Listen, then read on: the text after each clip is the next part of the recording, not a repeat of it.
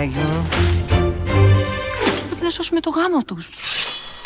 Θες να έρθεις μαζί μου κάτω στην Κρήτη να παριστάνεις τον αραβωνιστικό μου? Στη δεξιά σε εγώ δεν έρχομαι. Μήπως ήρθε η ώρα να τους πεις για τον Αλέκο? Το δισέγγωνο του Ζαφυράκη. Η οικογένειά σου είναι σε βεντέτα με την οικογένεια του Αλέκου. Καλώς ήρθες στο σπιτικό μας. Χαίρομαι πολύ.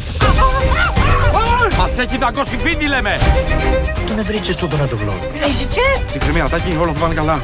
Πρέπει να ρουφιχτεί το αίμα από την πληγή.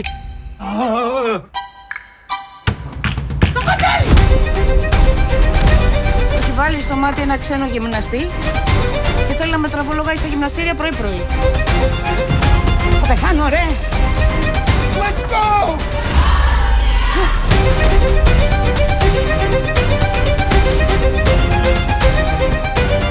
Ποιον αγαπάς πραγματικά? Καλώς τον ξάδερφε. Να ζήσετε. Ευχαριστούμε, λέγε. Ευχαριστούμε, να ζήσετε ό,τι καλύτερο. Είναι δυνατόν να έρθει μεθυσμένος στο γάμο του?